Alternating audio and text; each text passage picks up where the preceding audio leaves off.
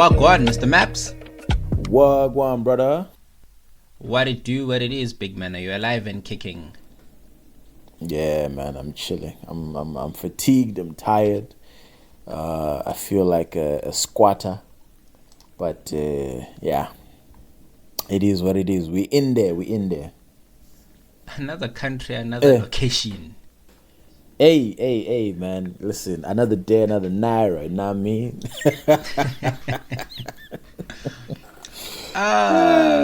The last 3 episodes we've recorded with you being in another country. So, Dubai, US. Yeah.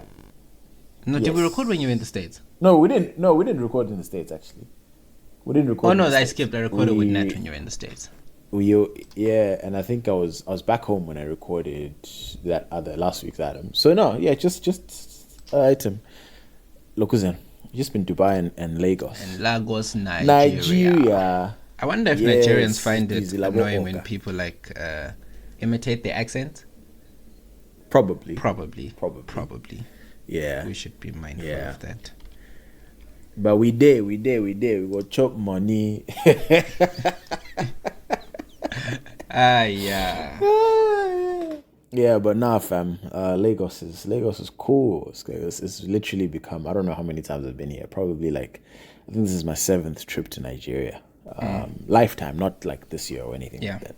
But it's 7th trip in the last 3 years, 4 years. So yeah. Would you live in Nigeria? Out of curiosity. So there's always this. There's always this notion from anyone I know who's been to West Africa that here we have Africa light. Even Zim, is not proper Africa like Nigeria and other places in Western Central Africa. What does proper Africa mean? So it's by proper Africa.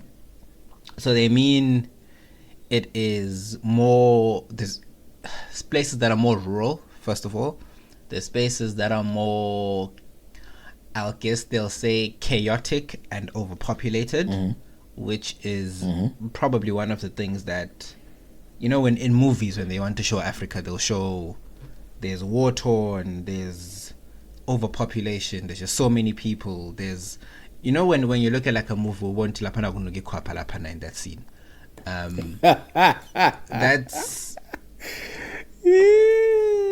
so a lot of people who go to West Africa then come to Southern Africa that's Africa, that one, that's it's real, it's interesting, it's overpopulated, it's chaotic, traffic signs are a suggestion, you have to desire your way through everything. Absolutely. Someone telling me Guti, from something as simple as a trip from the airport, you have to have greased a lot of people just to get home. Wait, isn't in Nigeria? Yeah. Nah, at least I've never experienced that. But what I'll say is, with Nigeria, it's a lot of greasing, right? And it's greasing for the sake of convenience, right? So, for example, you'll get to the airport and it's like people Umuntu forces the help on you, right? So I'll get to the airport with my bags, and then some guy will come yeah, chief, come, let me grab your bags, and it's bro, I'm good. No, some. And then, he'll take your bags with you, sitting in airport, La Pana, and then how there's the door for priority and then the door from Povo. So he'll take you to the priority door, and then you grease the soldier who's there, chuck him a young. But even greasing, the greasing of it is probably I'd give someone 1,000 naira or 2,000 naira, which in dirhams is about 40 dirhams. Okay. Greasing is 1,000 naira is about 40 dirhams. Yes. So if 1,000 naira is about what am I saying? 1,000 naira is 10 dirhams roughly, and if it's 10 dirhams, it means about 40 rand, 45 rand. The rate is about 4.6 now, but 40 rand for the sake of our discussions. So nigga want to 40 rand or 80 rand, or for some big ballers maybe check 100 to 200 rand or whatever. But that's just kind of the lifestyle, right? And you go around. It's it's like stripper culture type of thing where you're just going around with a bunch of ones, right? So that's what I've seen. And people will outright ask you for cash, like outright. I stepped into a bank, and there's the police bank lapa. Yes. So I'm like, hey chief, where do I go to like make a deposit, right? And then he was like, okay, no, lapano, hamba lapana. But before he says hamba lapana, he goes, you've come to deposit money into my account. I'm like, bro. Can like, you and see then now? so normally that would have been like a joke, right? But in Like, Nigeria, they're serious. No. My man was for real. Like he was like, chief, like, what are you saying? And then I just kind of laughed it off, and I was like, and then I moved. I was like, you said that count over there? Yeah, that count over there. So I'm like, okay. So I went there. And then as I was leaving, I had to ask him again, because there's two separate doors for entrance and exit. So I'm like, so this is the right door, isn't it? He's like, yeah. And he's like, so how far with my sheets? And I was like, oh my God. Like, so I really don't like that, like where I have to be asked, because it makes me feel awkward. Yeah. Because like, I don't want to do it, but then I feel bad if I say no. Yeah. But yeah, no, it's long, bro. Like it's a different side of Africa. Yeah. Also, the VAT isn't clean, dog. Like so if the VAT was clean, like my view, it's a beautiful like lagoon type of situation leading into the Atlantic Ocean. Yeah. That's the view. But like manzakona ngole. Like Adams get blue like maybe 200 meters into sea, bro. Like it's a lot. It's a lot. But I mean, apart from that, I honestly do love the city. I love the country. I love the people. But yeah, it's a lot of work that's required. But yeah, it's not. It's definitely not. It's not our. Like my mom refused. They wanted her to move to any West African country. They're like, yeah, you can move to West Africa. She was like, nope, I'm good. Nah, I can't deal. but I mean, that's how. A lot, bro.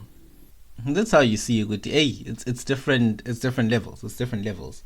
Different. Absolutely different. We say skies is dirty, bro. Like no, skies isn't dirty. Level. Skies is Skies is dirty. By our standards, skies is very dirty. You know what, right? Bulawayo isn't dirty. I've been to you know, there's a difference between dusty, so where a city is dusty, like where it's just like, okay, Lapa, in terms of infrastructure, we still have like a way to go. We need to update the buildings, maybe refurbish them, whatever. But in terms of cleanliness, it's not that bad. Dude, I've been to a certain, there's a certain part of Harare. I'm not even sure what it's called anymore. But that was so. I've been to H a few times for sports. It was traumatic. Not traumatic, but I've been to Harare a few times for sports, right? So I'd always go like for cricket or whatever, right? So in those instances, you go straight to Prince Edward, maybe you go straight to whatever school is hosting you, and then you sleep, you come back, whatever. Unless you go like into the town, but I wasn't that kid. I wasn't like our folks who used to jailbreak on school trips. I was a good child. The vodka 12. The vodka 12. But then I went back as early as recently as 2017. And I was there, and I remember this part where I had to now take text, so I walked somewhere. I came across this very dingy place, and it was just dirty. Like, I'm talking litter, not dust dirty, but litter and sewage dirty. You can get that in Bulawayo, but like not a lot.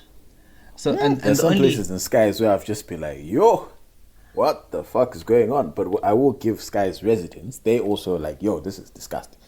So like there is that standard of like, even if they like there's that sewage or like whatever, people are not satisfied, and it's like, nah, we need city council to come and sort this out. There is a time where I got so bang. I was in South Africa. We were taking an Uber from the airport to Sandton, and this Uber driver decided to cut through, I think Alex, yes, Gomorrah. Is it? Yeah, I think it was Alex that he cut through. I was like, right, you know, South African infrastructure, right? Yeah. So you're going in, you're on the highway, and even in the hoods, and like you there's a certain level of there's a certain standard, right? Yeah. So I'm not really paying attention to the route because I'm like, anyway, we're heading in the direction of Santon. So and I will small. Out driver, what he left, what he right, what he left, what he right. Next thing, yay. Aesthetic, yeah, ginger, bruh. Like I literally stepped into the set of Tsotsi and I was like, oh. That's actually wasn't that where it was shot? Where it was shot? I'm not sure, but yeah, basically, probably that's Alex for you. Alex is yeah, yo, and it's so close to Santon. Dirty, fam. Yeah. This thing. I was like, but I was like, nah, there's no way, because like he was a foreigner, like he wasn't South African. He was like, Congolese or some shit, right?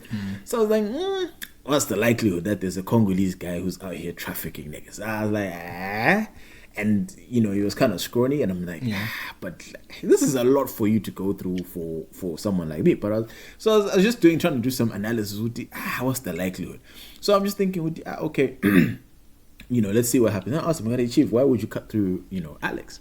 He's like, no, it's just faster, and I was like, oh, and it probably is, to be honest. It probably is, yeah. So, but at that point, I'd paused the music. Initially, I was listening to music. Really, I'm excited. I'm like, right, I'm gonna get to my room, shower, take me a nap, all that shit. I'm like, I'm planning out my day. At that point, music stopped, planning stopped. Really, it was just, we need to get out of Alex as soon as possible. And I'm looking at the set, bro. When I say dirty, yeah, no, Alex, and the shit thing with Alex, right? Is there's a river that goes right through it. I think it's the Chiske River. Yes. So yes. The problem with the Chiske River is it's like right there in Alex, and then people have to almost like they use it for everything. People collect water there to use in their households. Yeah. And them cuckoos. Yeah. Down the stream, you've got someone washing their clothes. Further down the stream, some people are dumping things like their sewage into the water. So it's unfortunately symptomatic of a lot of places in South Africa as well. So Alex is bad, but it's not an anomaly. You go to weirdest places in South Africa. My uncle once took me to this place called Emadelagofa. You can hear from the name, there's nothing good from that. But it's in Tembisa. I think it's in Tembisa. Let me go quickly. I think it's in Tembisa. But there's like different places in South Africa. Even in Cape Town, there's places that are like that. Well, Khayelitsha. In parts of Khayelitsha. So there's parts that have like houses. Then there's other parts of Khayelitsha. Exactly. Then there's other parts of Khayelitsha that's just like shacks and poverty like you've never seen before. Yeah. And now, in those instances where people don't have access to refuse and sewage, it gets very, very tricky very, very quickly. Yeah, absolutely. But the thing is, like, so you'll see that in Zim, you'll see that in SA. But I guess the thing is, it's in a smaller area, right? Where literally the area is smaller than compared to in West Africa. So, like in Nigeria, for example. Nigeria is just a bigger country, or at least by population. It's a lot more people. Yeah. So now it seems like the country looks poorer, right? It might be the same as us, but then because there's a lot more people in those areas, then it's like, whoa, what the fuck? Because like there is the wealthy areas, right? There's the fancy places and the big cribs and all that stuff. That's where I am, but I'm kidding. No, I'm joking. But like it's one of the so Nigeria is really scattered. So like where I am, there is a lot of like the wealth, but then also there's other areas where it is, and like it's just scattered all over the place. And then in the middle, there's like the so it's just. Urban planning. I think that's the biggest difference between us and them. Urban planning, because there's certain places where you can go in skies, right, or in Zim, and you'll be like really top tier, right, and it'll be top tier for kilometers. And then there's the certain places where it's like, hey, right, like in Harare, they like saying north of what's that street, Samora. There we go. Yeah, so north and south of Samora. Right, but that's urban planning that comes into that, where there is specific areas where if you go there, it's like Lion King, where the light stops, that's where you also stop. That's the border. But you know what I just realized? We are 14 minutes in, and we did not introduce the podcast. So this is our listeners should know to expect this. But if we had any strays that wandered onto this episode, apologies. This yeah, it is what it is, guys. But yeah, welcome back. This is another episode of 6 Foot Weights, your favorite hour with your favorite cheese boys. My name is Tabo. My name is Senna. We back again, international, coming from Niger. We're within. Lots of shit that has happened this week, Mr. Moy. Like, it's a big week. It's a big news week. It's a big news week. Although I remembered something that from your episode of Nat that we never discussed. The fact that she got the guy she B1 B2. I'm guessing it's B1. B1 reached out to Nat Bamkuza. So wait, what was the background? So remember the last time I did like an episode with Nat, and then I think we then caught up in the next episode. You were like, no, you should have quizzed Nat about her love life, updates, yes, absolutely, and any further. I'm glad you did. So I'm like, I'm glad you did. Now that we have you on, it's important because Tabo won't let this go. Nat, are there any L's? And then she admitted, Uguti, there could be some L's that she has suffered along the way. But in that respect, she can't discuss it anymore. Ngoba I think the last time she spoke about it, B1 listened to this podcast, and he wasn't too pleased. Yeah, no, I'm surprised B1 listened. So I guess she was free to let that story rip because she didn't think B1 was a podcast person, and But to be fair, I think someone probably sent it to him on some. So this is what happened. It's probably a mutual. Yeah, like a mutual. Exactly. Like, so this is what happened between you guys, and then from there. Yeah, caught off guard. I mean, it did happen. Remember when we did that? Twagin. We did the last Christmas. We did the space, Savuli space, the Twitter space, and someone jumped on there, started telling us a story about how she's based. What did she say? She said something along the lines of like, there's a dude hitting on her, but they got a chance or something like that. Like she's just kind of, taking him for idiot. Oh yes. And then on that very space, you're like, hey, bro, the DMV on some, what the fuck are you doing? So yeah, no, news like that travels pretty fast. But I mean, hey, it is what it is, guys. I don't know. It's fascinating because oftentimes you move on with life, you really don't think that people are keeping track in the way that they do, especially exes. Like, you don't think like someone would be like, oh no, I heard Uguti. I'm like, how? Like, who told you? Yeah. Then you realize that no, actually, what people do is, and those may not be, maybe those people are Nat's friends or they're whoever's friends or B1's friends. If they're B1's friends that were like, so Uloku Zenin is talking about you on this pod, oftentimes those people are not really your friends. They just want to solicit a reaction from you. In fact, that could ruin your day, to be honest. Why are you making me aware of this thing? But anyways, absolutely, it's fascinating. Absolutely. So I just wanted to give a quick I was asked to give an update on fatherhood. Fatherhood is great. It's fantastic. Although I do have one pet peeve. So the little man has this thing where he'll like struggle with gas. So like I'm like, Chief, like let it out. But it's let it out. From my point of view, it looks like he's fighting to keep it in him, right? So I'm like, bruh, like, hey, Bhodla, dawg, like, can you stop being childish? Like, come on, Bhodla, what's the problem? Let it out. And then eventually, when he does, it's like he like breathes the biggest sigh of relief, like, oh my god, I feel good.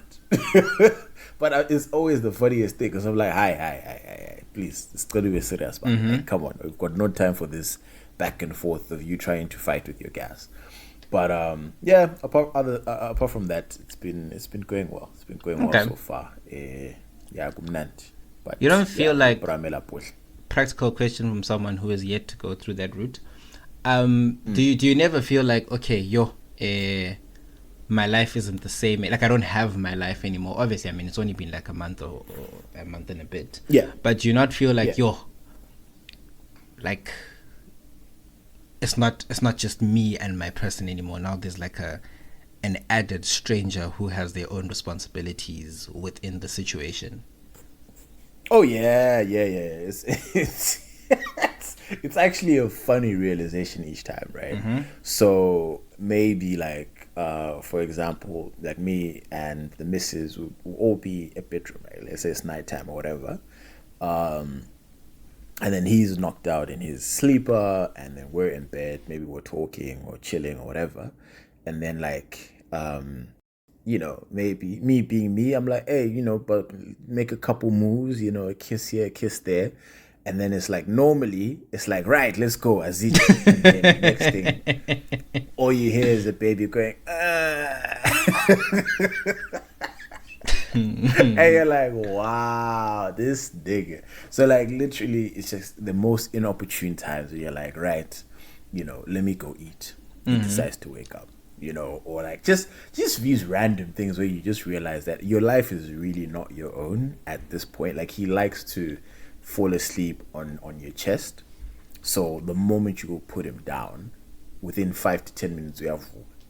But if you decide to just lie there, like maybe you're watching a movie or watching football, brother, gonna be out cold, quick in a hurry, without any issues. Yeah, so those type of things, I do feel like a slave in that aspect, where it's like, bruh, like, it's just, he's a lot. He definitely is. He's an attention seeker, but I guess in the best way possible. But I do, it is hilarious when it's like you forget. Like, there's times when I go to sleep, and when you're in that like peak sleep, like you're at cruising altitude.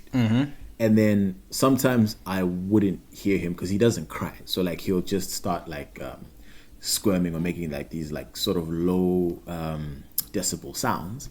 Like, my wife will pick it up, and then she'll then have to wake me up because he sleeps on my side.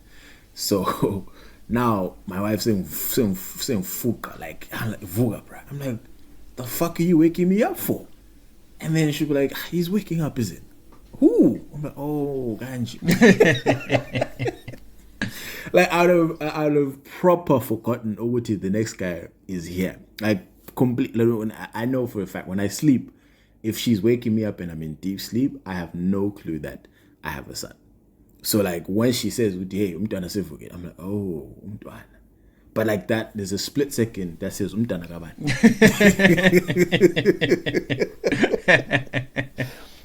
But yeah, no, it's a lot. I can't wait for the period where he can sleep through the night, because Okay. He honestly, again, on the scale of the horror stories I've heard, he's honestly on the lowest scale. So we appreciate that about him. But even with that being on the lowest scale, it's the highest scale for my experience. So me, it's definitely he needs to sort his sleeping schedule out. But he's big enough now. Get a nice night shift gig or something. Yeah, he must go work, and can't be a mooch all of his life. Okay. Can't be. Okay. Yeah. But anyway, changing gears a little bit. Dude, wait. I wanted to chat. Have you seen when Basela FC is on the log? I honestly can't. Yeah, no, she's come up. Like, it's shocking. I was gonna do that towards the end. Let me even take a look at that. Is this just you trying to be slick and let the people know that you're number one on the 6 foot? No, it's fine. I've been number one. Fantasy. I've been number one since day one, so that's really it's okay. But I looked at the log the other day. Ropa's come back though. Like, Ropa also, like, Ropa and Ayanda are number 3 and 4 respectively. Shocking. Especially Ropa, given where she came from. Yeah, but so she has. But historically, together some really solid. Historically, she's always been really good. So yeah, it was a shocking start, should I say? Yeah, it was an absolutely shocking, putrid start. But yeah, no, she's got to act together. Oh, but there's a triple captain that's been used there. Oh, that's why. For who? Basela FC. She banyazed on Haaland. Unlucky. Yeah, I got to Get Coco. Oh, that's terrible. Tina. We still have the triple captain in the chamber. What's worse is when everyone uses the triple captain at the same time in the o'clock, like 100 chair move. I think that once happened to me one season where I think I used my triple captain early under Kane. No, it was 2 seasons or 3 seasons ago. And then everyone triple captained Aguero on like a double game week, and then he scored a hat trick and a brace or something. I was like, my babu. That one's flu. Yeah, I do miss the Aguero days, bro. Yeah, when Aguero was banging. Yeah. Fantasy was Aguero lit. wouldn't play. Fantasy was a wild thing, but yeah, no. Shout out to those players. It's good. It's good progress. I'm really shocked by Ayanda, but hey, law of averages. It's the second half of the season. We'll see how it goes. Hey, I mean, I don't know. I've slid down to 16th, so I'll need to recover. Haaland has been very disappointing, and I kind of stuck with him when I shouldn't have. But yeah, we'll see. Okay. But we'll come back to football in just a bit. But I wanted to get your opinion on this. So I'm sure you've been, you don't really, watch American sports, but you do pay attention to the news here and there, right? And there's been 2 big things. So there's one in American sports and there's one in American pop culture. But it centers around one particular, are they an ethnicity? Are they a tribe? I don't know a religion? I don't know. I guess they're a religion and an ethnicity, right? But anyway, this is all centered around the Jewish community. First, I don't know who was first.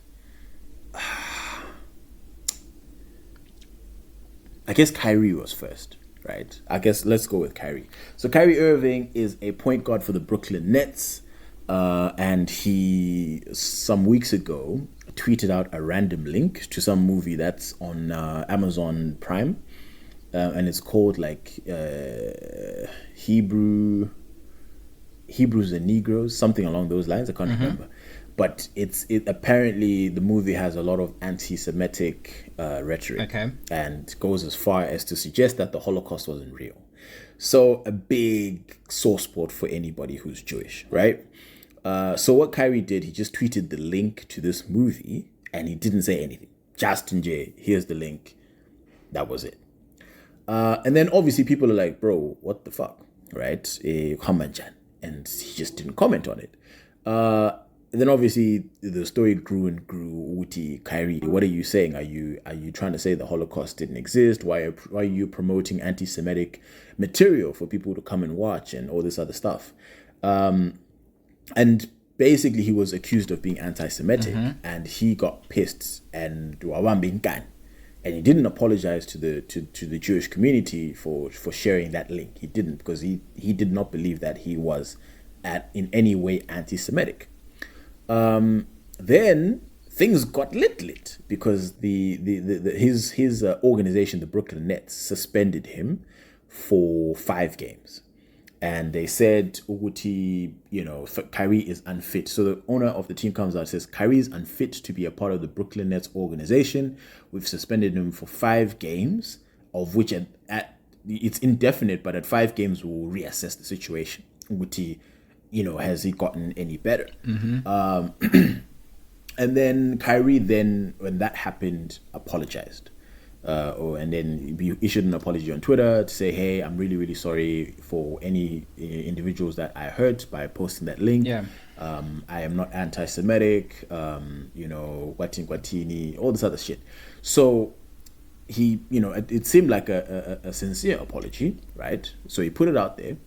And to at this point, I think the 5 games has expired that he was suspended, but he's still not back with the Nets, to my knowledge. And then apparently they came up with a list. The Nets came up with a list of things that he needed to do. So to hear the 6 things the Nets want Kyrie Irving to complete.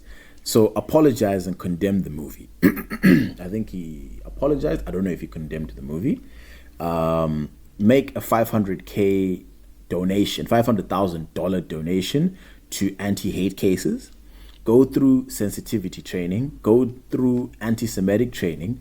Meet with the Anti-Defamation League and Jewish leaders, and meet with the Nets owner Joe Tsai to demonstrate understanding. So again, this is a lot, right? It's like, bro, okay, we get what you've done, but like even when I heard of this list, I was like, yeah, like it's really they're really kind of coming for this man, and then put on the other side, our favorite rapper Kanye West, and he then goes on his own rhetoric, right? Because Kanye is allegedly mentally ill and shit like that, right? So he's going on his own shit. And, you saw the Dave Chappelle monologue that he had on SNL, where, Kanye went on Drink Champs. That interview with Drink Champs, he managed to piss off the Jewish community. He managed to piss off the black community, because in the black community, he goes, George Floyd, he's the guy that had the officer on his neck, right? And he died. And he was like, George Floyd didn't die because of that. George Floyd died because of like fentanyl, like some drug that was in his body or some shit like that. So he's liable to get sued by George Floyd's family because of those comments. So he pissed off the black community. Apparently he went to a fashion show in Paris where he went and he wore an All Lives Matter shirt. And what else did he say? He went on Drink Champs as well, and he was like, Adidas can't drop me. Didn't he say Adidas white can't drop lives me. matter? I can... What did I say? He said all lives. He said white lives matter. Oh yeah. I think it did say white lives matter. I don't have to look it up, but yeah, one of those. It was definitely not Black Lives Matter. And then he goes on Drink Champs and says, with rights, me I can say anti-Semitic shit. Adidas can't drop me, and Adidas dropped him.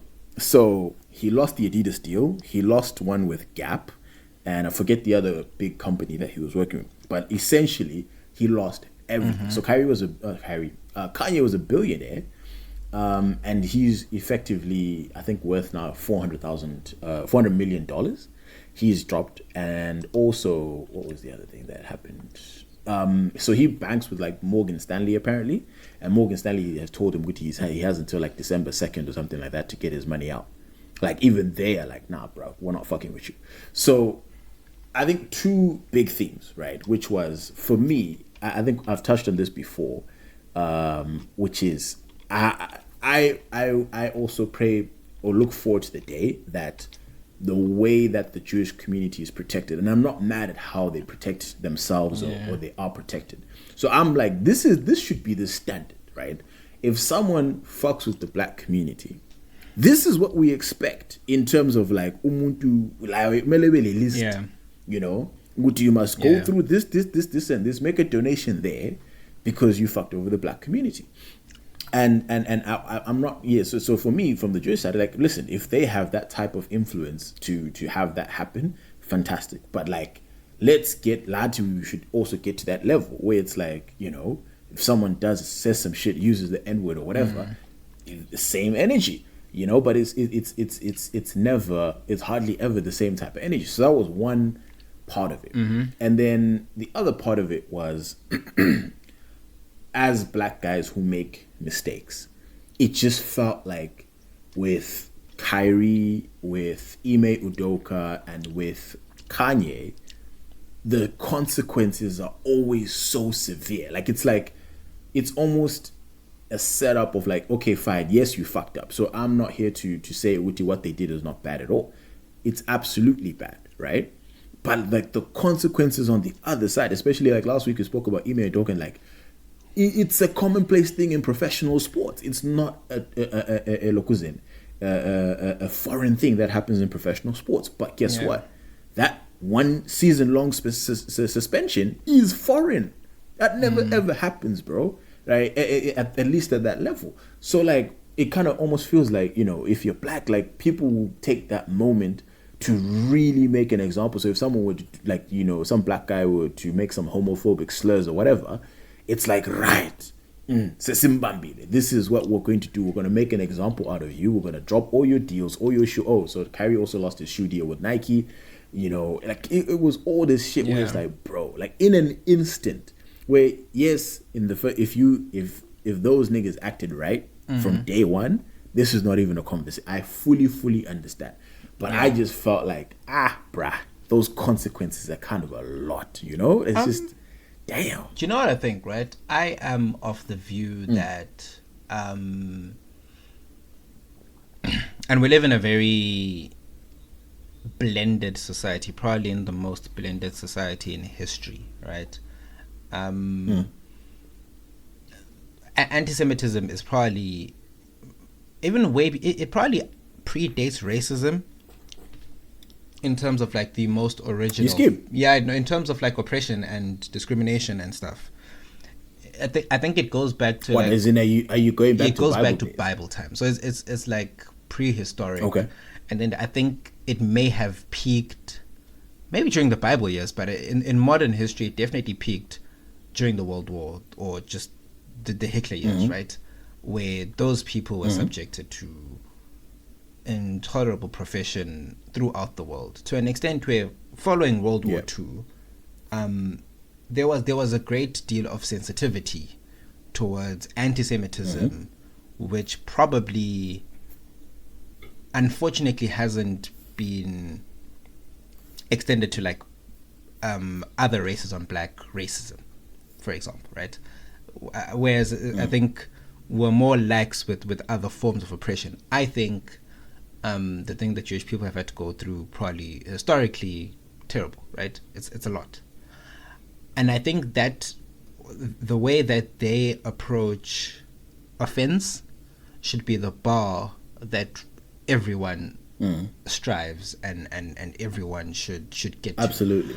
I think the way that we as black people at times accept intolerance and injustice, and even like they don't play around. Like after Chappelle had his special on SNL the other day, the one you sent me, and I it may have been funny, kiki, what, they were offended by that. They didn't even play. They don't play games in terms of what we consider offensive. Tina, we out here calling each other all sorts of niggers, kafir, that whole, all these things that historically are offensive terms, right? It's offense, which ideally, if targeted at black people after everything that we've been through historically, from colonialism in Zim to apartheid in South Africa to slavery in other parts of the world, we should also have like a very high, like super, we won't stand for this. Even what I like about Jewish people is like microaggressions they will call out, like little things. You don't have to say a lot.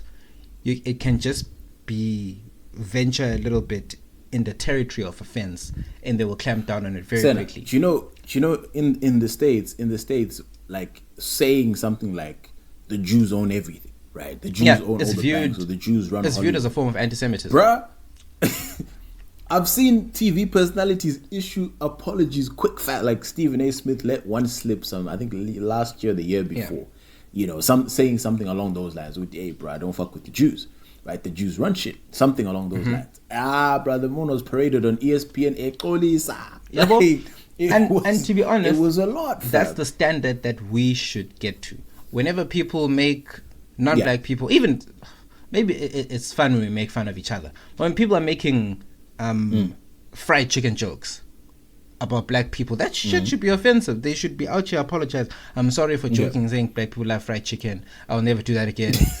Wherever you are in the world, right? Like I feel like that's the standard for offense, which we should get to. Now it boils the other conversation, which I think you were trying to make, in the sense of, okay, at what point is sensitive oversensitive? And at what point is consequence overreaction, right?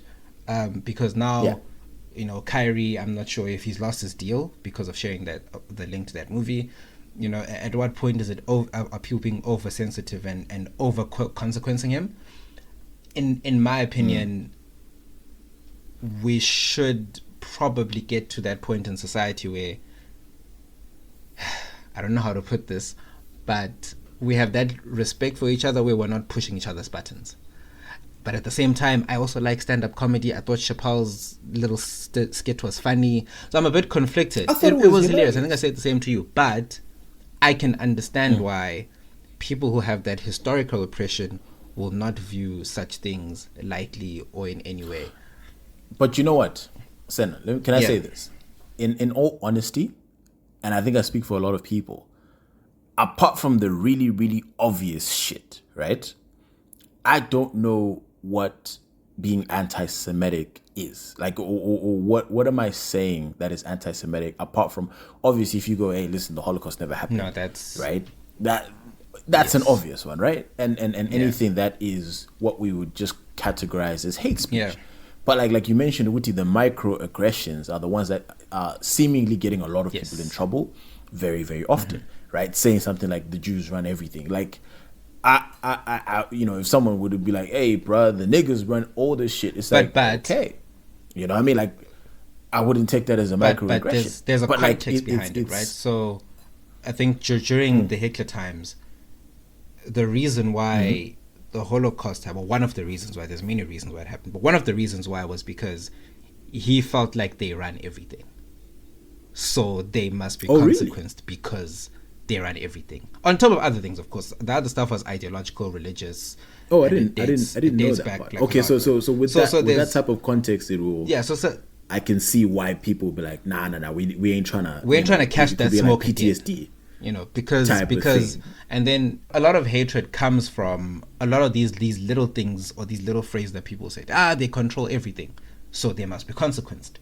No, it may not be true, right? Maybe it is, maybe it's not. But the moment you say that, it could trigger a certain type of hate towards that group of people, which, to be honest, if they feel like it triggers them and PTSD, they're good to call it out. The only difference is they're in positions of power. I think there's more Jewish people in positions of power than there are black people in general or people of other races. So the consequence is quicker, it's easier. There's just ways in which they can make it happen in a way which I, as a black person, and I think Babambini a bit more. Yes, 100%. So once you say something foul, right? As a black person, when you'll hear it at work, you'll kiki ha ha, but there's nothing realistically, practically that you can do to consequence the other person. It's like, it is what it is. Which is unfortunate. I think what you said about having those fighters for you in powerful positions. I think I was listening to Brilliant Idiots, and Charlemagne spoke about, there was this white lady who they were on a talk show on NBC, and she said, hey, what's wrong with blackface? I honestly don't understand what the issue with blackface is. Like, that's pretty much what she said. And she got fired because the head of NBC at the time was a black woman. Right? So those type of things. But then again, how many heads of studios are still a black someone? You know what I mean? Whereas if you go, and it is a thing in Hollywood, like some of the most powerful individuals in Hollywood happen to be Jewish, right? And if they happen to be Jewish, and then you out here wilding and pissing me off. So if those people, powerful people in Hollywood, were black, and you out here screaming nigger at the top of your lungs, best believe you are never seeing another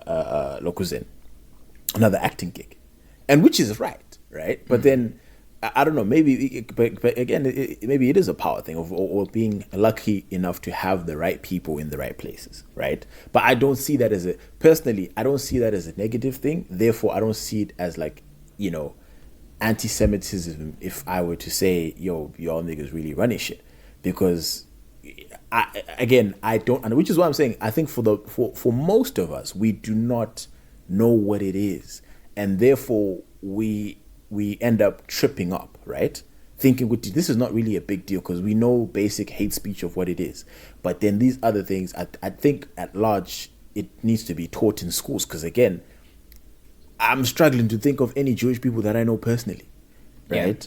Yeah. And out of everything, I've met, Muslims, plenty of Muslims, right? Obviously black people, white people, what Chinese people, like, so I've met, but in terms of like Jewish, like to the core, I don't think I know any of them, right? And I think that's part of that lack of education on our part, where we're thinking it's not a big deal, therefore, but so then when they get sensitive, I'm like, but why are they getting sensitive? Someone did not say Jewish people are evil.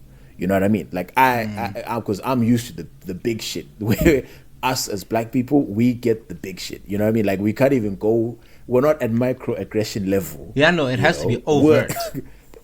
Yeah, exactly. Like, We're still trying to have people yeah, understand why Black Lives Matter.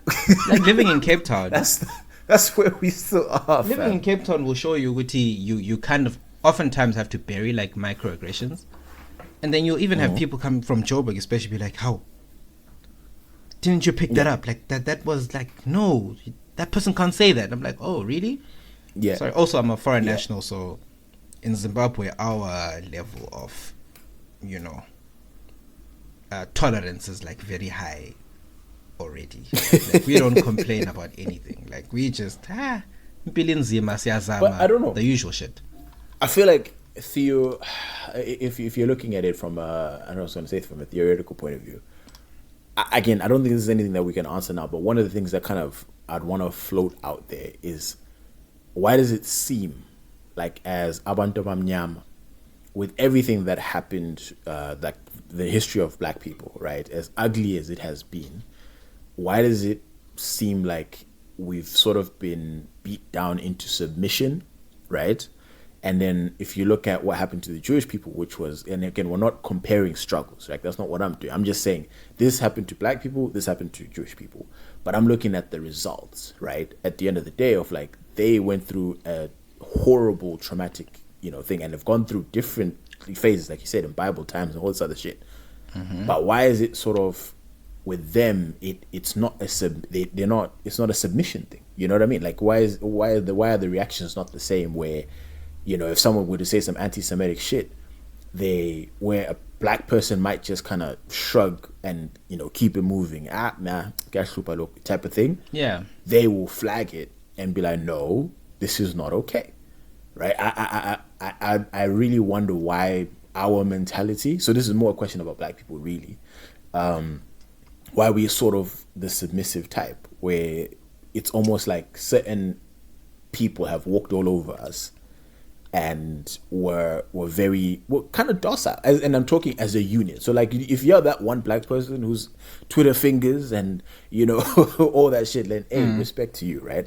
I'm just saying, as a unit, there is a level of being submissive, because again, our leaders are out here wilding, doing the most, and nothing's happening. Exactly. Right? People are just, hey, bruh, me, if I can take care of my family, I'm okay. That's kind of our attitude. Like, you put your head down and you're a pusher, bruh. And that really is surprising, given how dominant of a personality we are individually. Like, you meet Africans, people who describe Africans, submissive is never the word to describe an African. Like, it's never. Any type of African, you ask a white person or whatever, describe an African, they would never describe a submissive personality.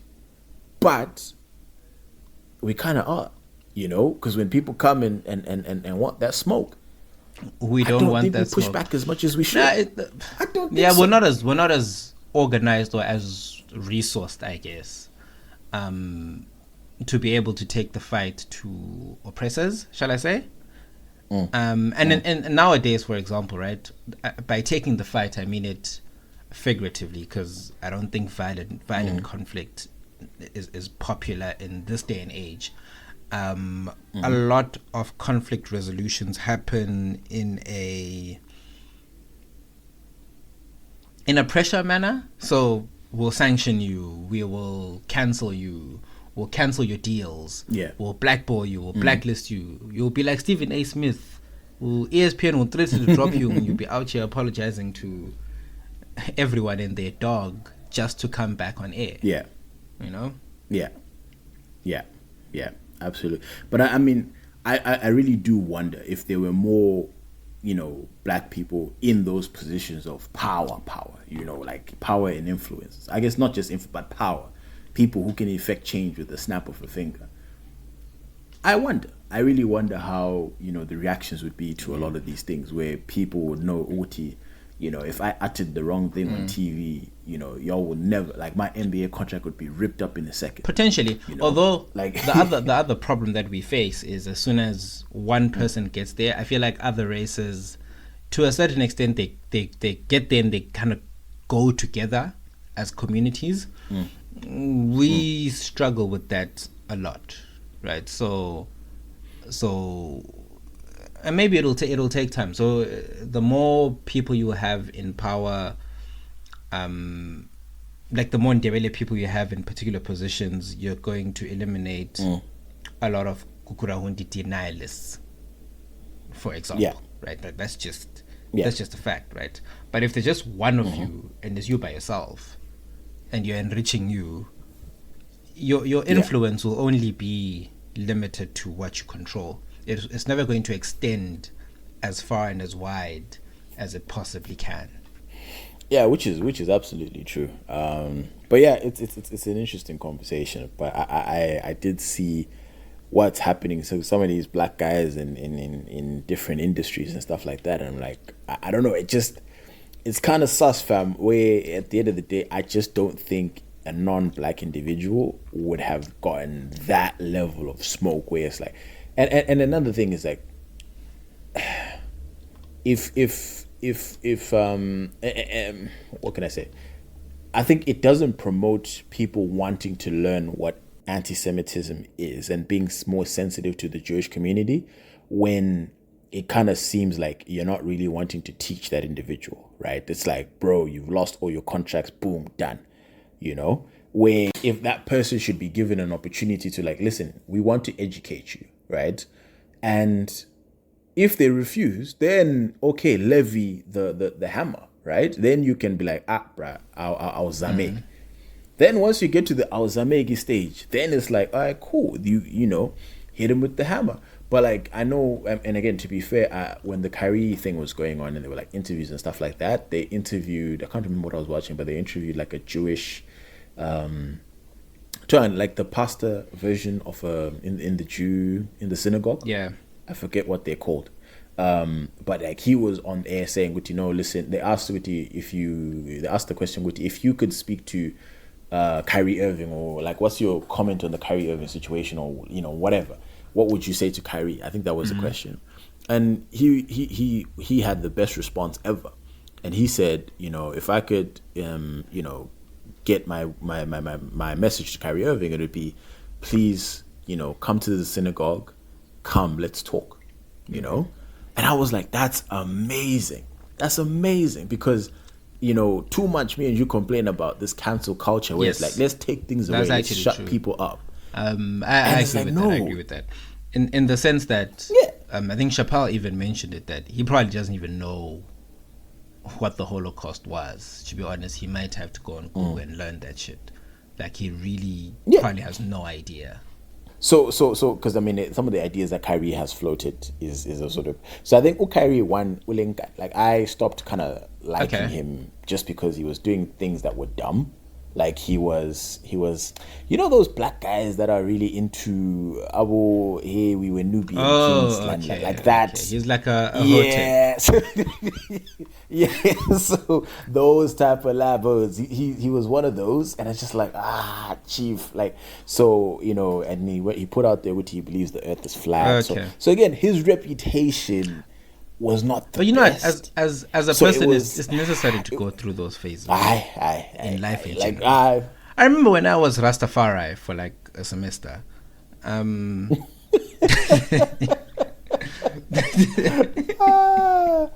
Rasta sin. You know what, right? Yeah, no. So I was like deep within like the conspiracy theories and you go on YouTube and there's all these alternative facts, and you're like your mind. That's where like, he is. It's opening up to all this new information. You throw in a little bit of marijuana in there, and then boom, right? So it's recipe for. But what's important is to mature and realize that actually, this is how the world is. Even this that I'm excited about now, I also need to look into it and see where it's coming from. And then you mature and you grow out of it. Like, it's important for that stuff to happen in phases, and then you kind of, it becomes a lesson, right? So you've learned, okay, this is how other people live their lives. I was raised this way. This is how other people live. Where do I stand in the greatest? Exactly, and that's why. And your views can be more like you said, you just have to grow. But the problem is Kyrie didn't grow, and it just became a case of like, bruh, like now at this particular point, It's just it was a whole lot of these wacky theories, and like what I didn't like is him Yeah. treating everybody like they're dumb, right? Like he's the one who knows it all. So when this whole thing about his comments Yeah. came up and him sharing that link and he was catching smoke, I was actually pro consequence. I'm like, yeah, this one must learn. That was my honestly that was my point of view, right? And because I was like, yeah, really, the fight that he's fighting, I've seen much smarter, more powerful men fall for much less comments. So I was like, right, let's much see less if this than guy this. is gonna wake up. And he bambat Nkani for the longest, and nah, fam. And then at that point, once And the the consequences started coming, came. I was like, You know that graph, that video where that white guy's got oh the yeah, graph, the like fuck around and find out. find out. Nah, he fucked around and he found out. He found out, bro. Like, and I was like, it takes a lot for me to now become a sympathizer. Like, you know, if you're someone that you don't like, you're like, bruh, really, yeah, they must murder him. And then you see them shive. You're like, yo, okay, all right, guys, sorry, all right. Like, let's take it back. It takes a lot, you know. And he was just, I don't know. I feel bad for him now because I'm just like, now because the thing is, Kyrie has what, millions, let's say 20 million followers, right, across also Yeah. social media. And if that's your favorite player, and there's a lot of people that are riding and dying for Kyrie, that's going to promote a lot of anti-Semitism, in my opinion. Because now it's going to seem like the Jewish community levied these penalties when they technically did not. All the Jewish community asked for was an apology, right, for sharing the link and condemn, you know, Yeah. let everybody else know. Oh, no, this thing was not right.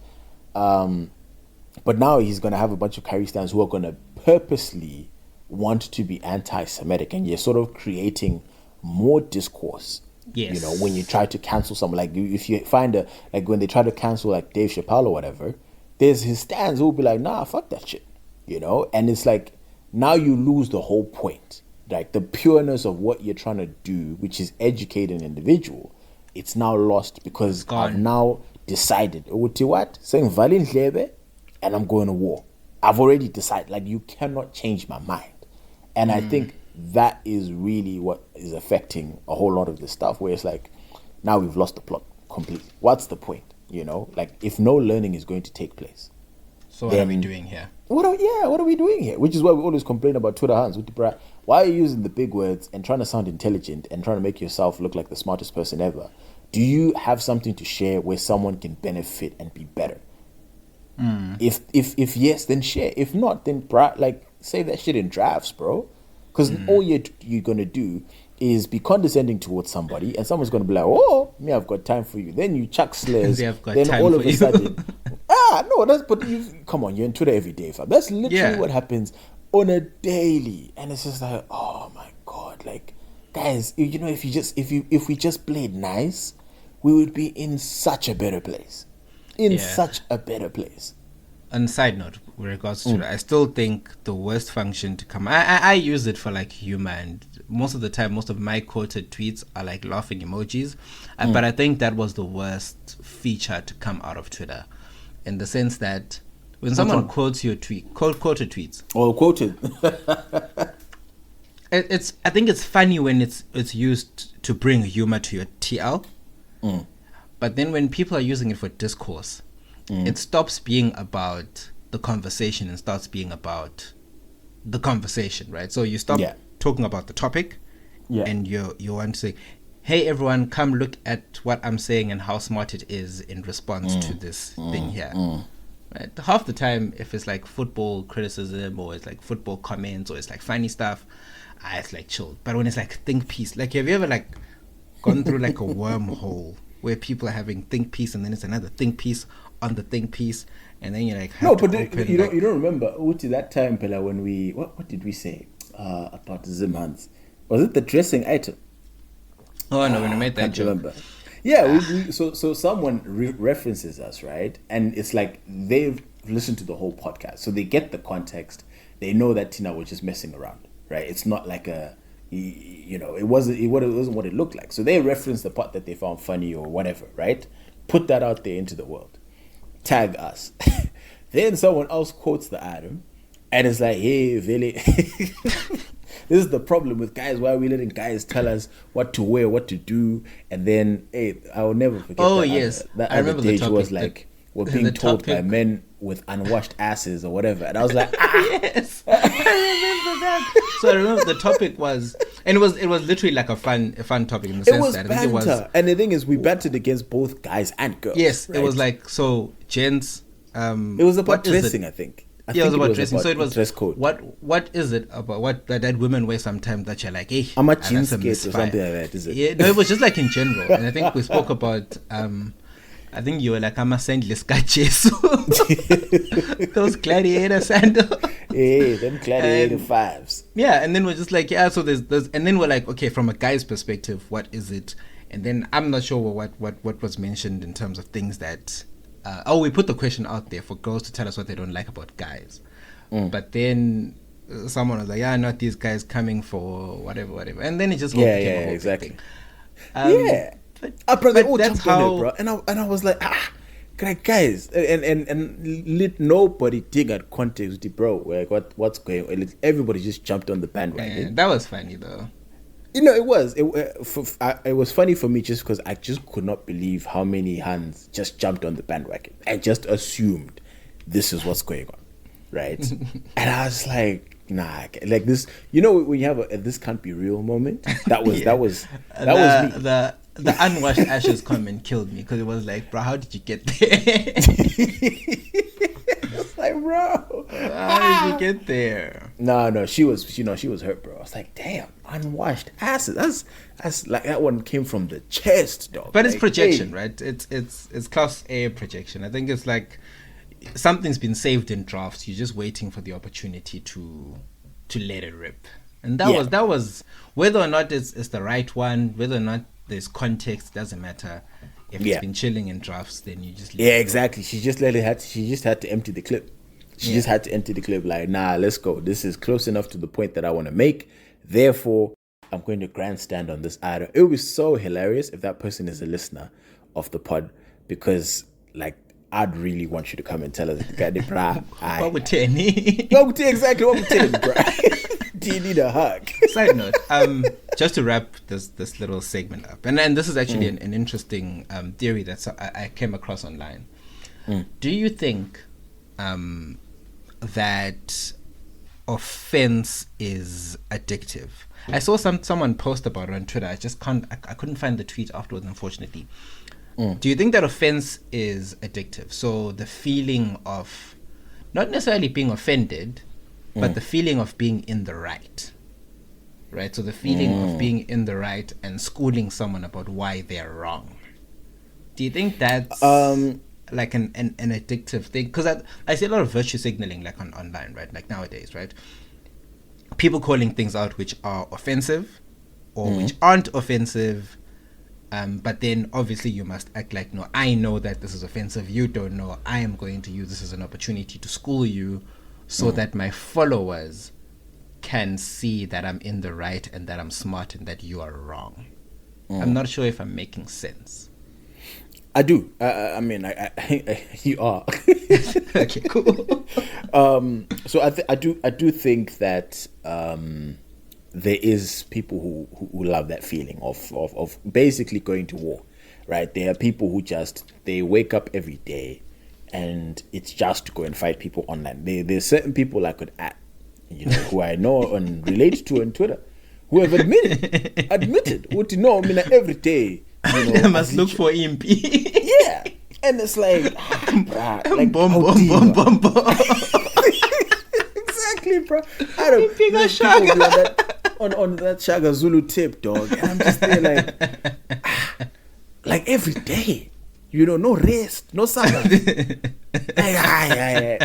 So absolutely, no supper. Even God rested on the seventh day, bruh. Like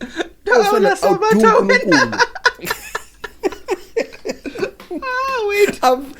No, bro, for real, and I'm sure everybody knows these individuals. And it's like, hey, bro, and it's like there were times when I'd have secondhand embarrassment, where it's like, Bruh, like you know, all you want to do is just kind of like tell people why you're smarter than them, and it's like, okay, I mean, if that's what you've chosen, you know, like you know, if that's your burden to carry, it's your calling. If that's your calling, right? Like that's, hey, listen, there's nothing I can do, you know, about it. For real, bro.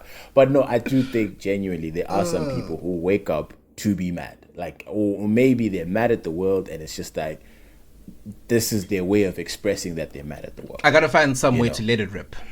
Yeah, I gotta find an outlet, and there's always dumb boys saying things on Twitter, so therefore I'm going to go and attack dumb boys. Yeah, you just need to get on like Zim Twitter. You'll find a Zim gent who's saying exactly.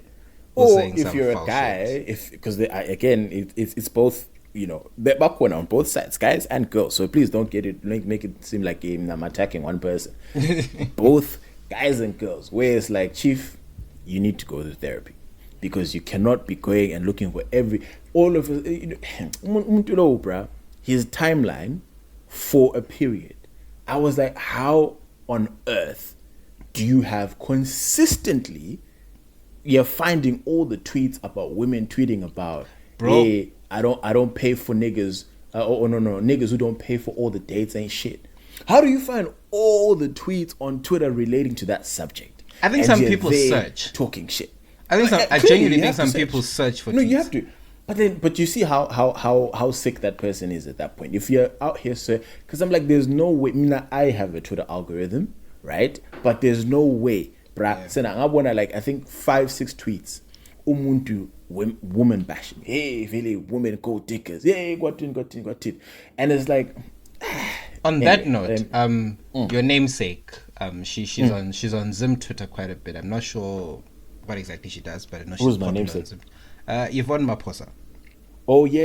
Have you ever taken a look at her comment section? Nah. I think you should, dog. There's always some Zim gents whiling under there. What happens? No, it's just. I just know always, she writes books and shit. All I know is that there's just always some misogyny going on and like personal attacks, and I'm always like, dude, like to like the guys that like literally engage with her tweets. I'm always just there like, you can just unfollow, not engage at all. No, like, I think it's sort of like you when you pissed off the was it the Beehive or Abantu Baga Nicki Minaj? The Nicki stands. Yeah, so I think she's probably tweeted something that's pissed off some people, and then the misogyny stands are like, nah, we're gonna let you know, because again, that's another section of Twitter that is alive and well, you know. And again, even tribalist Twitter is alive and well. Like, people who really is to look for tribalist tweets, you know, and start fighting. Hey, I'm really this and that. Hey, cook around this, and I'm like, every day, bro, every day. Nah, guys, like, hi. You know, you can get sucked in, and again, I'm guilty of it. You know, I've jumped in on a few fights my first few days into it, but that was mostly my university years, because I had hours for days. But once I got a job, and once I got a life, you can easily get sucked in. I told you that. No, when you have bells, you get sucked in. That's how you see the unemployed niggas on Twitter. I don't do serious topics online anymore. I think the only serious topics, the only thing I have time for literally online is football, music, maybe, and IP law. And jokes. And jokes. Me, I'm there for jokes. Me, I'm there for jokes and having a good time, because, like, again, like I told you, it's literally the same people, and I'm like, like, and I'm like, I know you have a job.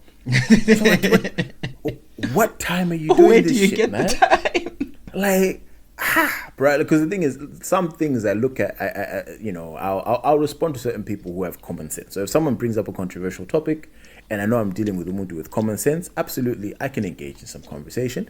But even after like 2 or 3 replies, I'll get bored. Like, and now, I totally agree, whatever, right?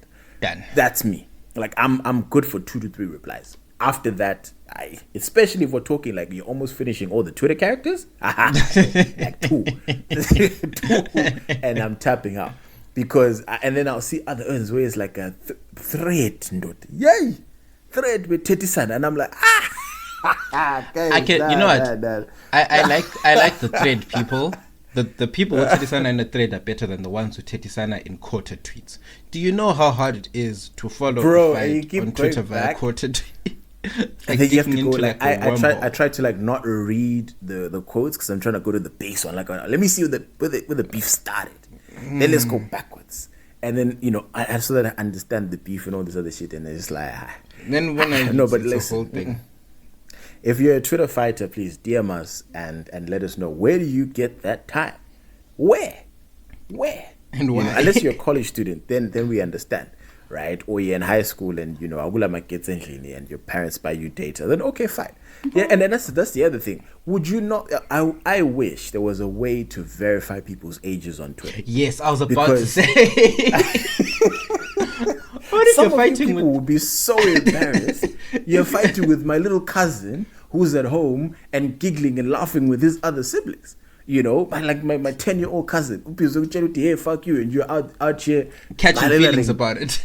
someone an essay, bruh, and this person is laughing, bro. Like I think it takes a lot of guts to argue with strangers online. I genuinely believe that you must It be 100% some does. level of strong. 100%. Go and argue with. Like there've been times, when I've just, I've seen some shit on Twitter and I wanted to quote it, and something goes in there in my mind and says, my pause. Channel Just let it Choose go. peace. Channel up. Yeah, I know, because you never know how it could. This could be a complete stranger. But The something- most I do Yeah. is just like random comments on like in the comment section. Like if I'm like, I agree with that shit. That's a funny reply. I'll just Yeah. like it and I'll keep it moving. But there's something that Nat said. Uti, like Nikki stands, for example. A lot of them are young, right? So, Utoluguti, a lot of them are like below the age of 20. They have Twitter accounts. And when are you about to get into a whole fits with someone who's probably doing grade 9 or Form 1 or Form 2, whatever it is? And those ladies in South Africa are rude, bro. And they've got time for you, dog. They've got time for you. Exactly. And they know technology better. You'll trend, bro. You'll trend, but we are getting up. Trend on TikTok. You'll trend, chief. Like, hey, listen. Like, let's not do these things, guys. Let's really. Yeah. Wow, that's hilarious. Thank you, Mr. Moore. I've had a good laugh. But guys, please, let's keep the Sabbath. Remember to rest on Sabbath. Remember to rest on the Sabbath day, because please, I don't know what to make sense in, but this is our personal message to you. Rest before you too, because some of you all really have time. But I mean, I guess keep it going because it keeps the rest of us entertained. So Yeah, that's the other side of it. That's the other side of it. Like, it's entertaining to follow. So my little brother got some money. I had someone send him some money, but it's for me. But like he thinks it's for him. So he's like, hey, did you have someone send me some money? I'm like, yeah, I did. And then he just responded, he's like, wow, you're the best. And I'm like, no. Hell no. She sent him that video. Yeah, I want my money, chief.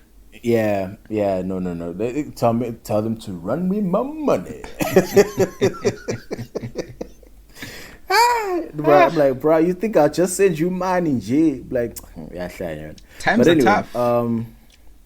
Let me take a look here. Did you hear about the Tom Brady situation? No, what's that about? Son Pilla, he got a divorce. So Tom Brady has been married for the last, I don't know, let's just say 10, 15 years.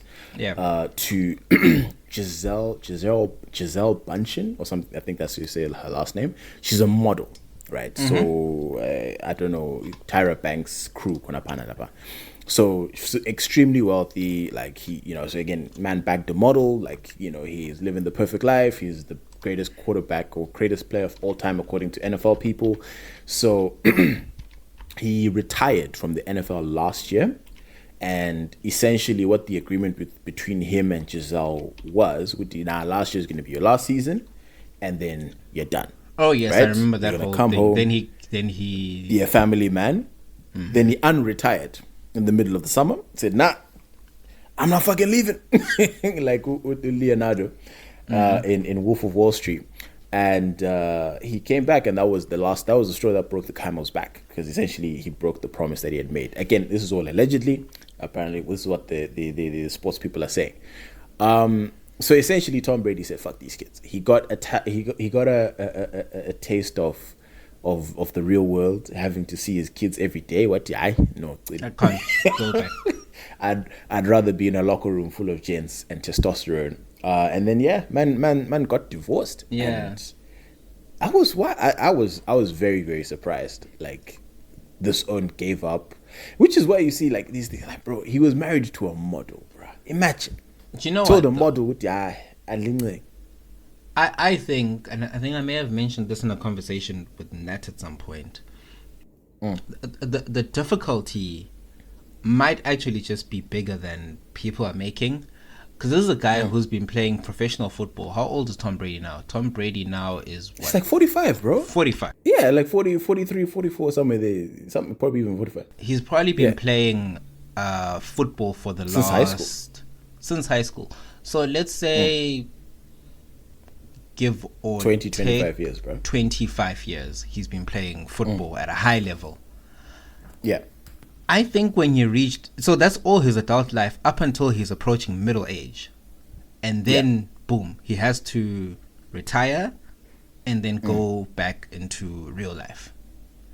And I think he's struggling, genuinely. I think he may have struggled with that, and that's why he came out of retirement. And was like, do you know that Fox offered him a bag, bro? Fox offered him a contract of, I think it's worth like $300 million. Something along those lines. To be a pundit for Fox. Yeah, but that's... it's a standing offer, so he still has it. Fair enough. It's not like he lost it. But I think... But like, bro... I think the only life he's ever known is playing football. Yeah, I think it's probably the only thing he's ever known for all his adult life, even from when he was a late teen. So now it's like, okay, stop, come back and be a real adult, pick up your kids from school, do this, do that. And maybe he struggled with it. I'm just guessing here, literally, like, as to why he would literally just not be keen. So do you think it's fair on his end? Do you think he made the right decision?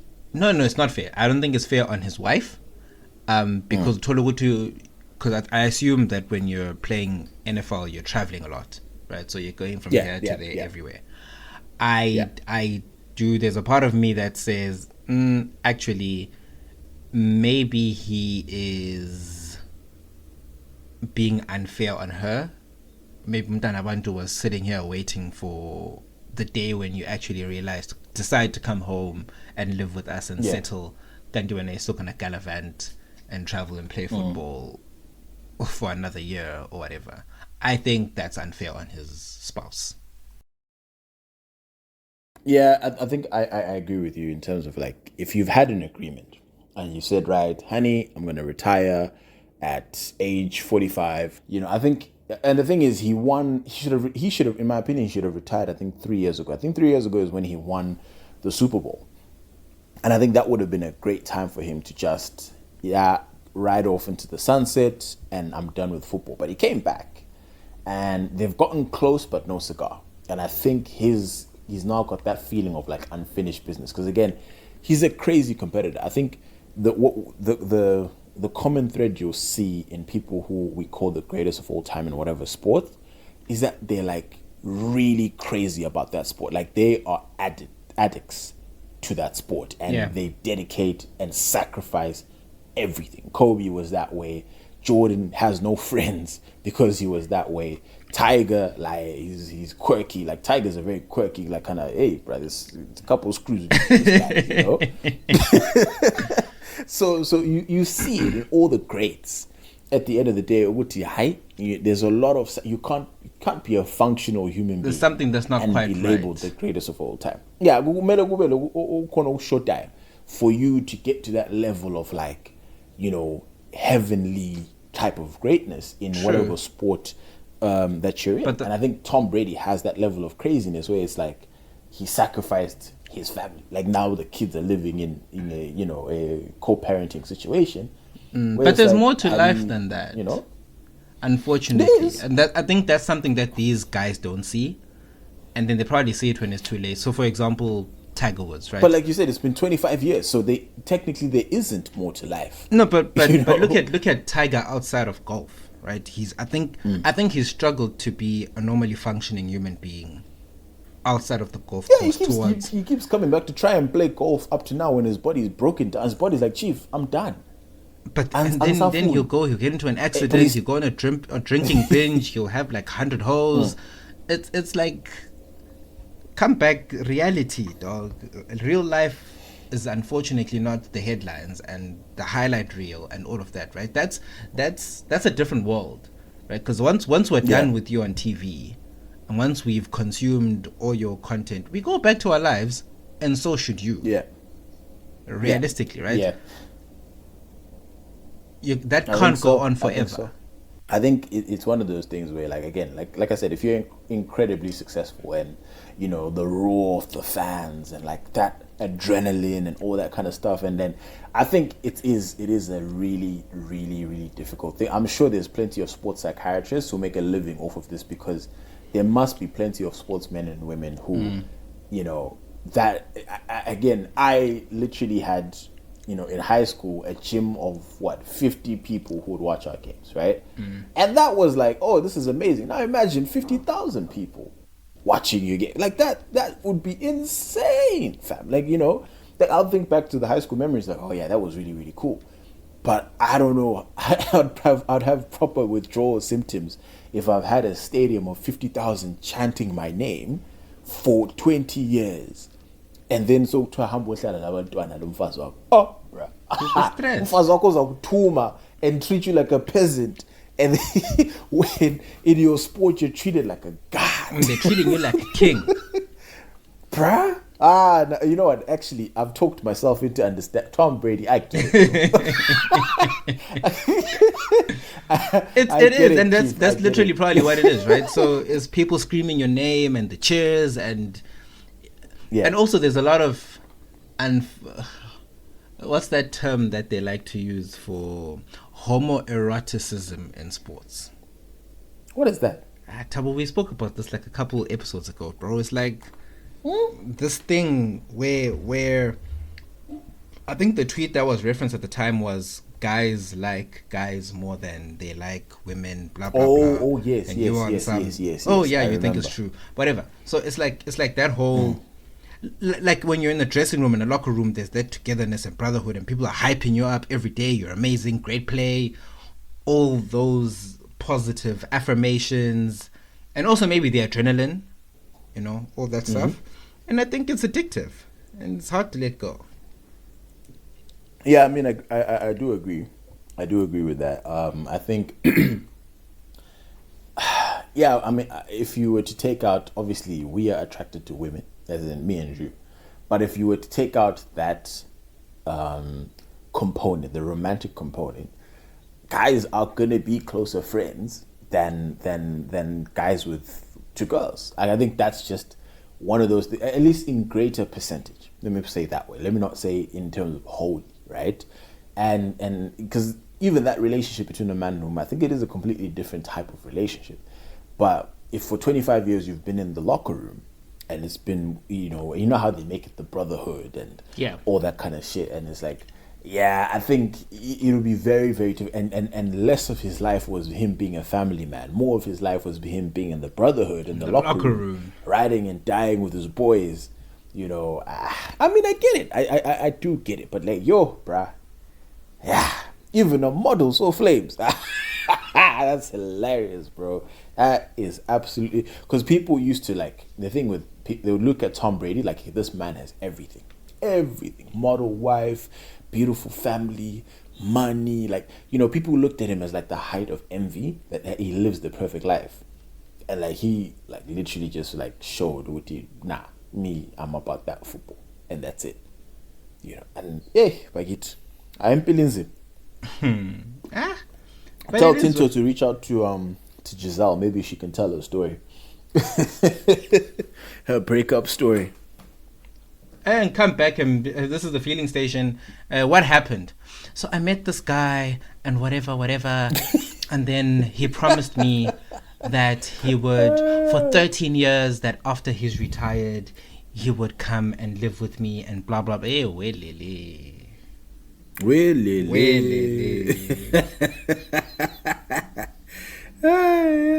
Hi. Anyway. Oh, World Cup's coming up. Wait, Mr. Moy, we need to wrap up soon. Yes. But yeah, World Cup is coming up. What are you excited about? What are you not excited about? It's in Qatar, so it feels like there's no real sense of occasion with this one, like there was for 20. Did you see that quote from apparently the Minister of Security? What did he say? Oh, bro, it was some wild shit. I was shook. I was like, oh. So apparently it is a real quote. Because I thought it was fake. I thought it was absolutely fake. Because there's no way someone would utter that in public. At this stage, we're not doing that. Side note, you saw that quote about Mourinho. Someone betrayed the team. Mourinho doesn't play. That's my lead.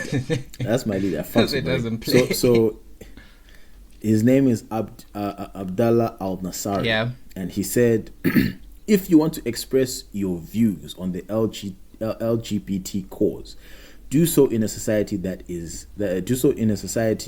where it will be accepted. Do not come and insult an entire society. We will not change the religion for 28 days.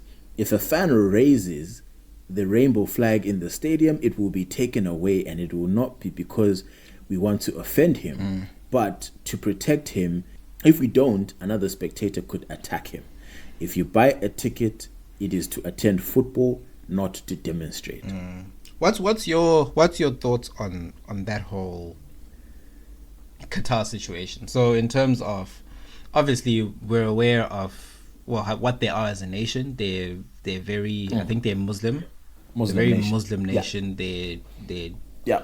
They're very serious about their beliefs and their religion. They don't fuck around with that.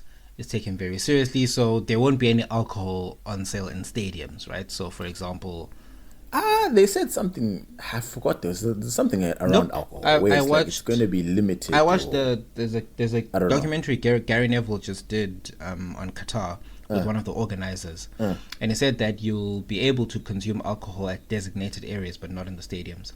Yes. So there'll be.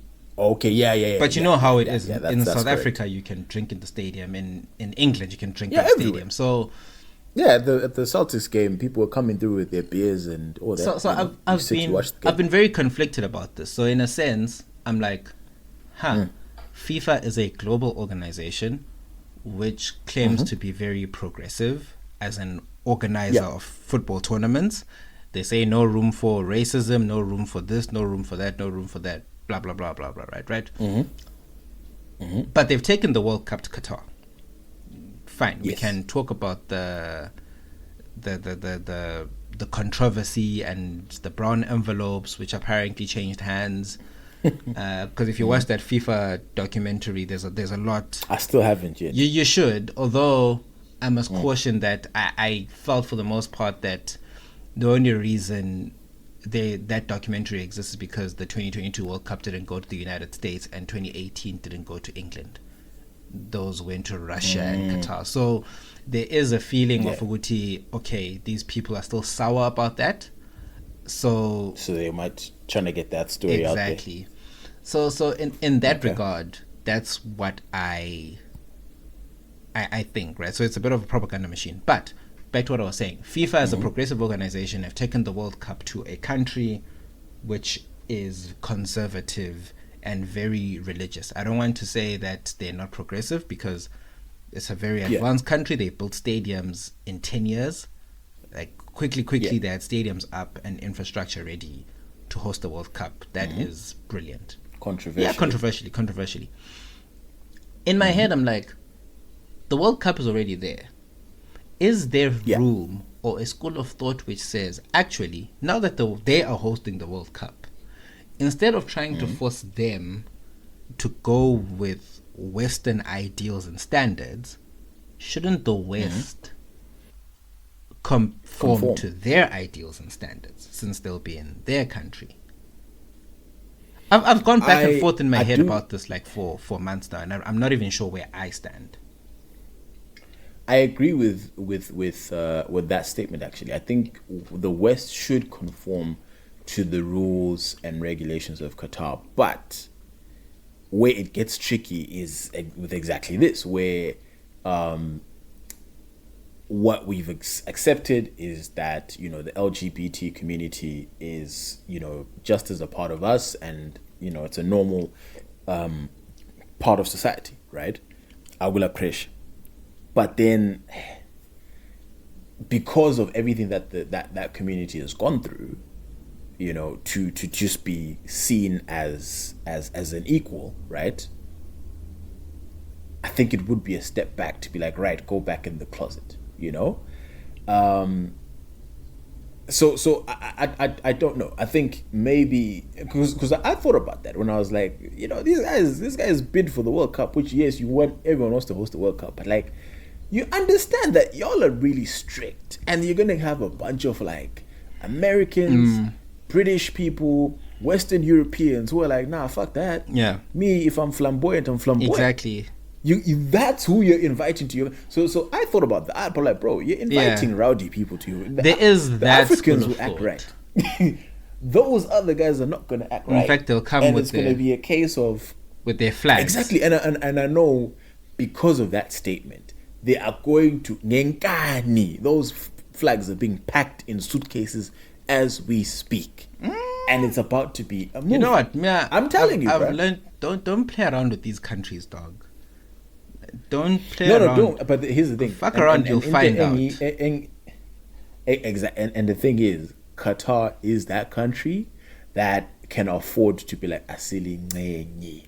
Like, that's the thing. So like in Dubai, for example, we can't do that because we're a tourism economy. So like, people will just close their in Dubai. I know what would happen. We just close their eyes like, but please, yeah, and that's what would have happened. But like, Qatar has the money, the resources, and the connections to actually be like, fuck around and find out. So again, I saw that statement and I'm like, I believe Mr. Abdullah, but also I'm like, I cannot believe Mr. Abdullah said that out loud. and what's shaking me is, why isn't like people? Why isn't there like a hashtag cancel Qatar or whatever? Like, where is the noise for this? Because he outright said, You show up with that flag, it's being taken out. So in my mind, I'm like, bro, this should be a world scandal. This should be on every channel. Like the sports pundits, ESPN, they ain't talking about that shit. You know, and I think it's because, you know, all of these bigger world powers, they've realized what we've realized. Like this conversation that we have right now, I think they've had that conversation and they've just said, let's just close our eyes. I think that's what they've all kind of agreed to. Uti, you know what? It's 28 days or however long the World Cup is. Let's just close our eyes and hope shit doesn't get out of control. Because any other person says that, I feel like it becomes a big deal. They step in and they make no. Hey, you remember we're talking about the whole Kyrie situation and Kanye, all of that shit. People losing deals. How come, you know, people aren't saying, right? Hey, bro, you say make a statement like that. We will cancel the World Cup. You know, are you saying the LGBT community is not enough of a cause to strip Qatar of the World Cup at this point, if because of statements made of that ilk? You know what I mean? Like, if it was a different situation, right? A country, you know, if it was being hosted in you know, I don't know, like some random country where they felt like they could flex their muscle, would they have made a statement? Because again, what do we have in football? We have those rainbow and armbands for the captain, right? The rainbow armbands. About inclusivity and equality. Yes. So what's got it? You know what I mean? Like, so you guys will do it in England or whatever. But then again, like you said, it's a very, very delicate situation because again, you want to respect Islam, and you don't want to disrespect, you know, any Muslim people and feel like you walked all over their religion. It's I don't know. I honestly, it's going to be fascinating. I might still, you know, luckily score some World Cup tickets. We'll dope. see. Dope. Hopefully I'll report live. But but one thing I know, Qatar doesn't play games, bro. Qatar does not play games. Like Abangeng, and but, you know, it's a small city, it's a small country, so everyone's going to be bunched up together. It'll be flames. My thoughts are, you know, so when I'm Blatter's whole thing, right, from when he's been FIFA president, was to take the World Cup to different areas of the world. So I'm for the idea of the World Cup of the most popular sport in the world, going to different countries, absolutely. so that they can. South Africa was amazing. South Africa was amazing. Although it was windy. His first year. So obviously his first year as FIFA president, it was in France, right?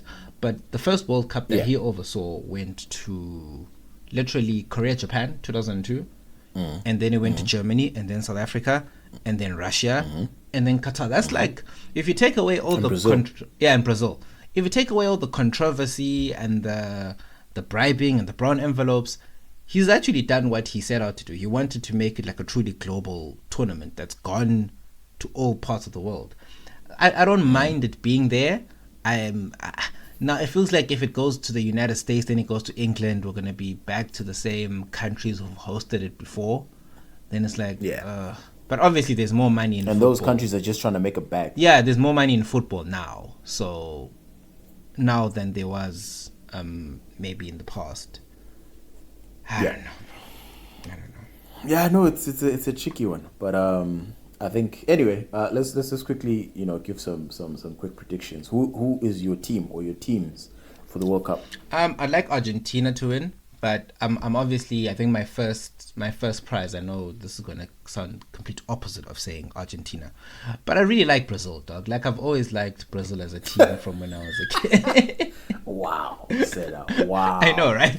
Did you just go Chiefs and Pirates? Like what? I did. Come on, man. So Be serious. So no, I like Brazil, but I don't think they can.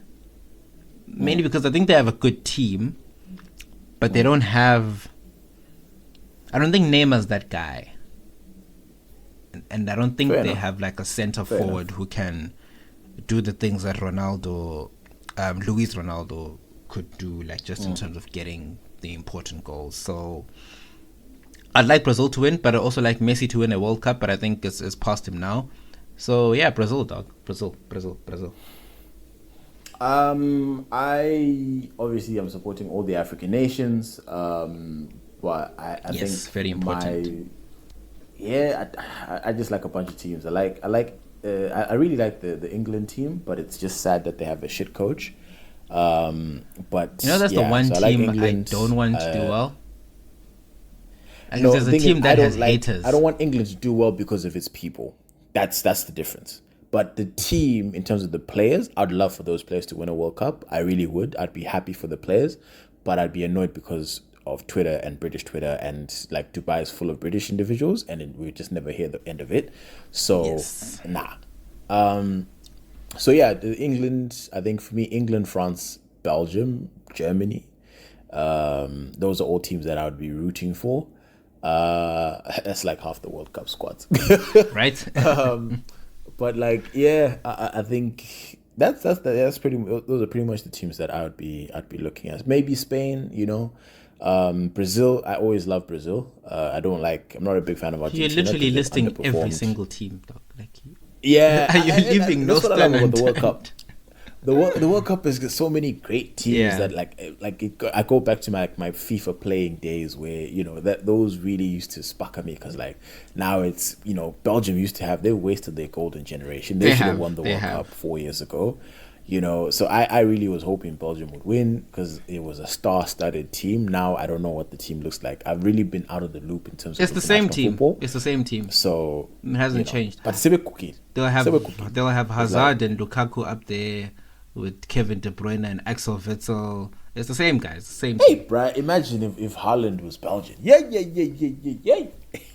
it would be lit. It would be a litness. He might go down as the best player to never play in the World Cup. Maybe. I don't think Norway will make the next one as well, unfortunately. Yeah, no, I don't see it. But anyway, Mr. Moy, let's wrap up with some Siyazama. Yeah, boy. Did you see the one that we got recently? Maybe I did, maybe I didn't. Okay, so I'll go through that one. Oh yes, so we've been meaning to explain. So I'll quickly explain this. So, So a follower said, Tabo, please explain what Ice Cube has done, please. What is the big three? Why is it significant? So long story short, Ice Cube created a basketball league called the Big Three. So it's a 3-on-3 game. So obviously, like NBA and all other basketball is 5-on-5. But he did 3-on-3, and he got a bunch of like NBA veterans. So like people who are now out of the NBA can't play anymore at the NBA level. They come in, play, get a 3-on-3 team, and play ball, right? So that's pretty much a league that he's created, and the big deal is that it's a black-owned league, essentially, dope. or at least founded by a black man, and it's official and it's growing, and so yeah, big time move by Ice Cube. They're getting sponsors, so it's definitely getting a lot of traction, and it's growing because again, it is giving those lesser known NBA players or really well known NBA players who've gotten past that age but still want to ball. It's an opportunity for them to play ball, and it's dope. And again, I think So are there issues primarily with it? during the NBA off season. What do you mean? As in, are there people that are like upset about it? Like everyone's fine with it, right? No, it's fine because again, Okay. it's primarily during the summer. So when the NBA is off, so it's not like they're competing for ratings with the NBA, right? So they're doing their own thing, and so like it's dope. I haven't really seen too many 3-on-3. Like it's just, I don't think they have a television deal, at least not an international one. But I think locally in the States, it's doing pretty well for people who actually want to just come in person. It's almost like I don't know if you remember And One. When they were doing the No. street ball and stuff like that. Way back. You don't remember And One? Like the street ballers in, 04, 05, like shit was hot, bro. Nah, I don't remember it. Wow. I've never been a Wow, said ball fan like that. Dude, I was young back then. And One was pop culture, bro. And One wasn't even basketball. It was pop culture. It was, that era was lit, dog. Okay. Now, the only basketball game I had was on PlayStation 2. That was 2K5, 2005, NBA 2005. NBA Live. Yeah, NBA Live 2005. That was the only one. That was kind of when I got to know all the guys and LeBron and. So that's when that era Konapa is when And One was lit. So that's when FIFA Street was lit. Yes. There was NBA Street. So that's where that all came from, like the street versions of all of that. Hey, I miss that era, man. It was so great. But anyway, yeah. So that's that Okay. one. Okay. I found the Siyazama. Is it the one? There's one I responded to yesterday. Oh yeah, shit. Yeah. That's the one. Yeah. Can you read that? Okay. Side note. My girlfriend refers to Siyazama as Ask Sis Dolly. She thinks it's a version of Ask Sis Dolly. Oh my god, that's hilarious. So real quick before you go into it, guys, Siyazama is the part of the show where if you're a listener, you want to send us a point of order, you want to send us a question, you want something to be read out to the 6 Foot Weights community, you just want to get it out there, get your ideas and your questions out there. Hit us up, email us at 6footweights@gmail.com or add us on Twitter at 6footweights, the number 6FTweights. Those are the handles, and yeah, pull up. Mr. Moy, what do we have? Good day, gents. I started dating this beautiful lady 3 months ago. Everything is fine between us, and I told her everything that happened in my past relationship from the first one in high school. Hey, yeah, this man is not scared to disclose. Poppy actor guy son. I'm joking. My mom's older sister then invited her for lunch one Sunday or Sabbath. She started telling her how dangerous I am. Dangerous. How? You're still good dangerous. Hey. She started telling her how dangerous I am, stating that I have never had a relationship that worked. That's a saboteur, that one. She told her that I'm not good for anyone, and I'm going to use her and dump her. The conversation went a bit too far. She explained to the lady that my father did the same thing with multiple women and eventually divorced my mom. She even told her that my grandpa had multiple wives and was a player. Fortunately, my lady had more detailed and more accurate information about my dating history, so it did not hit her that hard. Her issue, however, was, if my own family can say this about me to a stranger, what will befall her when she messes up after joining the family? I'm going to meet my mom's sister in December. I don't even know how to greet her and pretend like nothing happened. I'm still really upset. Mr. Maps, take it away. Pull up with the smoke, fam. Pull up with the smoke. I'd really approach it. Win. No, I would actually be like, Chief, Alpha, what's the beef? Yeah. Because if it's actually untrue, like if she really pulled all of that out of her ass, then I would genuinely come be like, what's the beef here? Yeah. Like, because from what you've said, it really sounds like the older sister is upset of that the brother, the father divorced the mom, right? So it sounds like the father was what's this thing, cheated, and because of that the marriage was dissolved, and she's just been bitter since. Okay. That's kind of what it sounds like. But even with that, I again to go and start messing up stuff with the kids, like, nah, come on, like that's very immature. Firstly, Yes. and also it's very reckless, because if he hadn't shared, right? Because I'm not a sharer like that. So now you've potentially lost me a good woman, right? 100%. For what? Because you're trying to equal the score for something that my dad did. Like, nah, fam. Like, nah. I'd pull up on it Less than that. immediately and be like, nah. Stop that, bro. Like, ngawule problem. Go and talk to the people who did what they did. Okay. But me, I can't be dying for someone else's sins, I agree with that 100%. And a part of me would go further to when you meet her, like just like not like fight, but just be like, oh no, I heard that you said XYZ.